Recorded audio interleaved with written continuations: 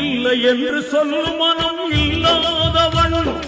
ஈடு இணை இல்லாத கருணை உள்ளவன்,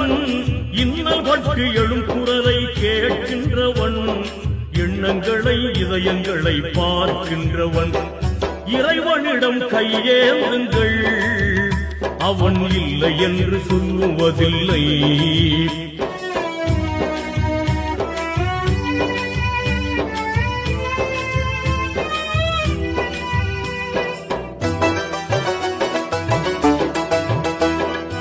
ஆசையுடன் கேட்பவர்க்கு அள்ளி தருபவன், அல்லல் துன்பம் துயரங்களை கிள்ளி எறிபவன், பாசத்துடன் யாவரையும் பார்க்கின்றவன், பாவங்களை பார்வையினால் மாய்க்கின்றவன்,